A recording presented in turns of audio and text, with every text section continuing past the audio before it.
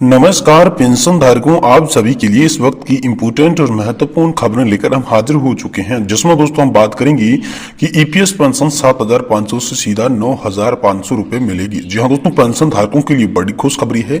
आखिरकार उनकी 3 जो मांगे थी, जिसमें पेंशन बढ़ोतरी 7,500 रुपए, साथ ही साथ दूसरी मांग मेडिकल सुविधा मिलेगी। वहीं दोस्तों तीसरी मांग थी वेतन सीमा 21,000 रुपए करने के बाबत में लेकर।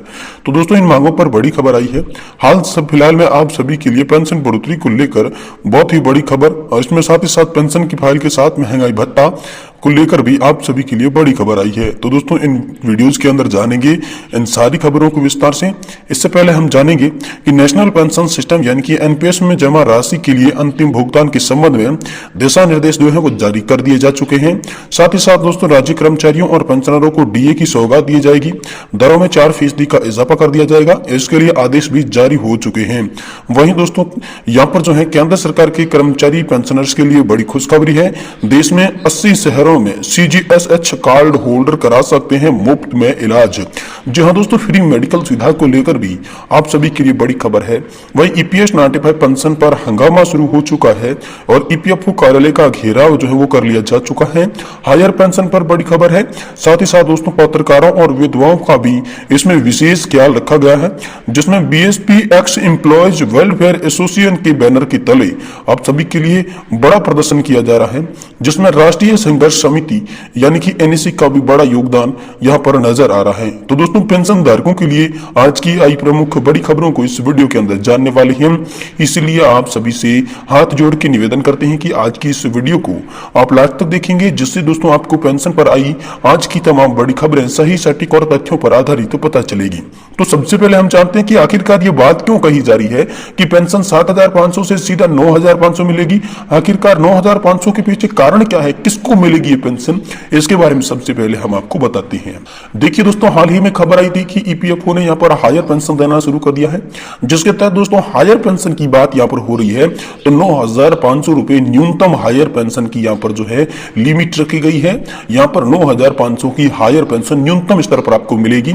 इससे ज्यादा अगर आपने कंट्रीब्यूशन किया है सैलरी के आधार पर तो आपको पेंशन ज्यादा मिलेगी, और आपने कम सैलरी के आधार पर कंट्रीब्यूशन दिया है तो आपको पेंशन कम मिलेगी। वहीं बात करते हैं पेंशन की 3 और मांगों के बारे में, जिसमें पेंशन 7,500 के बारे में, मेडिकल सुविधा और वेतन सीमा के बारे में। तो दोस्तों सबसे पहले बात करते हैं वेतन सीमा की। तो आपको पता होगा कि बीते 2 साल पहले यहां पर सुप्रीम कोर्ट ने एक आदेश दिया था 4/11/2022 को, जिसमें कहा गया था कि 15,000 रुपए की वेज लिमिट या फिर यहाँ पर सैलरी कैप जो है आप सभी के लिए लगाई गई सैलरी कैप, उसको हटा दिया गया है। तो इसके बाद में लगातार पेंशन धारक जो है हटी हुई सैलरी कैप के आधार पर कंट्रीब्यूशन दे रहे थे और पेंशन की मांग भी बढ़ोतरी के साथ कर रहे थे।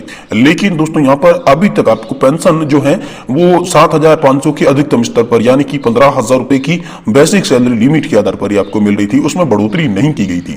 तो इनके बाद यहाँ पर पेंशन धारकों में काफी गुस्सा था, आक्रोश था, और इसको लेकर पेंशन धारक प्रदर्शन कर रही थी। जिसके बाद एक बार फिर से ईपीएफओ का एक बड़ा अपडेट आया है, जिसमें कर्मचारी भविष्य निधि संगठन ने कहा है कि 15,000 रुपए की वेतन सीमा खत्म करने के बाद अब आप सभी के लिए 21,000 रुपए की वेतन सीमा लागू की जाएगी। इस पर गहन चिंतन मंथन और विचार किया जा रहा है। हालांकि अभी तक इसे लागू नहीं किया गया है, लेकिन 21,000 रुपए की वेतन सीमा आप सभी के लिए लागू होगी। ये बड़ा अपडेट आप सभी के लिए आया है। वहीं दोस्तों पेंशन मिलेगी 7,500। तो पेंशन बढ़ोतरी 7,500 को लेकर लगातार ईपीएस 95 पेंशन धारक जो है वो प्रदर्शन कर रहे हैं, और इसी तर्ज पर कहा जा रहा है कि 2024 के चुनाव से पहले सभी पेंशन धारकों को 7,500 प्लस मेडिकल सुविधा और डीए की जो पेंशन है वो मिलने वाली है। ये सिर्फ आंकड़ों के आधार पर है, उम्मीद के आधार पर है। अभी तक सरकारी आदेश आप सभी के लिए कोई भी निकल कर नहीं आया है। तो अब चलिए जानते हैं कि आप सभी की हायर पेंशन पर कैसे हंगामा शुरू हुआ है। ईपीएफओ कार्यालयों का घेराव, हायर पेंशन, पत्रकारों और विधवाओं का भी इसमें ख्याल कैसे रखा गया है, एक के बाद एक आज की आई तमाम न्यू अपडेट पेंशन से रिलेटेड एक इस वीडियो के अंदर जानने वाले हैं। इसलिए आपसे निवेदन करते हैं कि आप वीडियो को लास्ट तक जरूर देखें। इससे पहले आप चैनल को सब्सक्राइब कर दें और वीडियो को लाइक कर दें। तो चलिए खबरों का सिलसिला अब यहां से अपडेट में शुरुआत करते हैं। देखिए दोस्तों, पेंशनर्स के आंदोलन में ईपीएस हायर पेंशन में हो रही लेपापेती पर आक्रोश जाहिर किया है। पेंशनर्स ने सरकार और ईपीएफओ को भी घेरा है। जी हां दोस्तों, ईपीएस 95 पेंशन बढ़ाने पर सड़क पर उतर चुके हैं पेंशन धारक। न्यूनतम पेंशन 1000 रुपए से बढ़ाकर 7500 रुपए की मांग की जा रही है। साथ ही आंदोलन में उन विषयों को भी शामिल किया गया है जिनको ज्यादातर लोग जो है हाल फिलहाल में भूलते जा रहे हैं। पत्रकारों का भी ख्याल रखा गया है। मठीज या बोर्ड की सिफारिश को लागू करने की मांग की जा रही है ताकि पत्रकारों की पेंशन को भी लेकर रास्ता साफ हो सके। देश के सभी ईपीएफओ कार्यालयों के सामने विरोध प्रदर्शन चल रहा है। सुबह से ही यहाँ पर 11 बजे से आप सभी को पता होगा कि विरोध प्रदर्शन हर क्षेत्रीय भविष्य निधि आयुक्त या हर क्षेत्रीय भविष्य निधि कार्यालय के सामने प्रदर्शन शुरू किया जा रहा है। देश और प्रदेश भर के पेंशनर्स जो है वो इन प्रदेश में यहाँ पर जो है पेंशन प्रदर्शन में पहुंच रहे हैं। पेंशनर्स का कहना है कि 1000 रुपए की परिवार का भरण पोषण असंभव है। देश की सेवा करने में अपनी पूरी जिंदगी लगाने के बाद 1000 रुपए की पेंशन हासिल का पात्र है। इसलिए कोश्यारी कमेटी की रिपोर्ट पर अमल करते हुए न्यूनतम पेंशन 7500 रुपए किया जाए और इस तरह विधवा पेंशन को भी 100% लागू किया जाना चाहिए। पेंशनर्स के आंदोलन में ईपीएस 95 हायर पेंशन में हो रही लिपापोती पर भी आक्रोश जाहिर किया। पेंशनर्स ने सरकार और ईपीएफओ को भी घेरा है और आरोपों में झड़ी लगा दी है। सरकार और ईपीएफओ की मंशा पर सवाल उठाई जा रही है। ज्वाइंट ऑप्शन फॉर्म जमा करने के बाद डिफरेंस अमाउंट तक का जमा किया जा चुका है।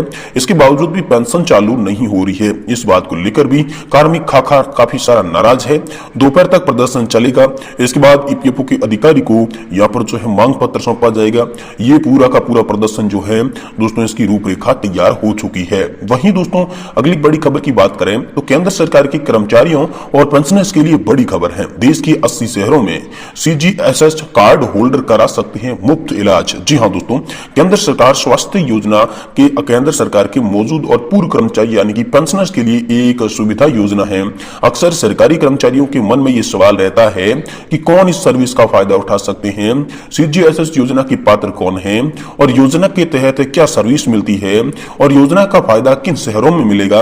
ये आपके सवाल जो है इसके जवाब हम देने की कोशिश करते हैं। तो देखिए सबसे पहले जानते हैं कि इस योजना का फायदा उठा कौन सकता है। तो दोस्तों इसकी आधिकारिक वेबसाइट के अनुसार केंद्र सरकार स्वास्थ्य योजना के तहत चिकित्सा सुविधा का फायदा उठाने के लिए केंद्र के कर्मचारी की पात्रता तय कर लेने के लिए नियम है। किसी भी नोटिफाइड शहर में रहने वाले केंद्र सरकार के कर्मचारी और उनके परिवार के सदस्य यदि इस योजना का फायदा उठा सकते हैं। वहीं दोस्तों इसमें बात की जाए तो दोस्तों खासा मोटा आप सभी के लिए ये निकल कर आया है कि इसमें पेंशनर्स है या फिर कर्मचारी है जो कि इन 80 शहरों में रहते हैं तो वो इस योजना का लाभ जो है उठा सकते हैं। वहीं दोस्तों एक और बड़ी खबर आप सभी के लिए हाल फिलहाल में निकल कर आई जिसमें नेशनल पेंशन सिस्टम में जमा राशि के लिए अंतिम भुगतान के दिशा निर्देश जो है वो आप सभी के लिए जारी कर दी है। जी हाँ दोस्तों, वित्त विभाग ने जारी 6 अगस्त 2024 के द्वारा नवीनतम अंशदायी पेंशन योजना के अंतर्गत सेवानिवृत्त, सेवा लाभ और मृत्यु के प्रकरणों में फंड मैनेजर के पास जमा राशि की अभियंता अथवा नवैधिक वैध उत्तराधिकारी की भुगतान प्रक्रिया निर्धारित की गई है। जी हाँ दोस्तों, इस आशय पर आदेश वित्त विभाग ने दिनांक 11 जनवरी 2014 को जारी किया था। जारी आदेश के अनुक्रमक 1 जनवरी 2005 अथवा उसके बाद नियुक्त कर्मचारियों के विभिन्न खातों में अनिवार्य सेवानिवृत्त, पदस्थ अथवा सेवा से पृथक होने की स्थिति में फंड मैनेजर के पास जमा राशि में अभिदाता को भुगतान के लिए प्रक्रिया निर्धारित कर दी जा चुकी है। वहीं दोस्तों अगली बड़ी खबर की बात करें तो राज्य कर्मचारियों और पेंशन धारकों को डीए की सौगात, दरों में 4% का इजाफा, इसके लिए आदेश जारी है। जी हाँ दोस्तों, शासन ने राज्य कर्मचारी और पेंशन धारकों, पारिवारिक पेंशनरों के लिए महंगाई भत्ते की दरों में 4% का इजाफा किया है। महंगाई भत्ते की बढ़ी हुई दर का भुगतान 1 जुलाई 2023 से शुरू हो जाएगा।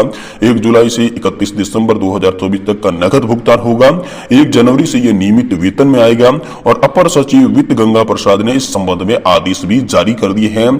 जारी आदेश के तहत 7वां वेतन आयोग लेने वाले राज्य कर्मचारी, सहायता प्राप्त शिक्षण और परिविधिक शिक्षण संस्थानों व शहरी स्थानीय निकायों के नियमित और पूर्वकालिक कर्मचारी, प्रभावित कर्मचारी या फिर यूसीजी वेतनमान के कार्यरत पदों पर के डीए का लाभ जो है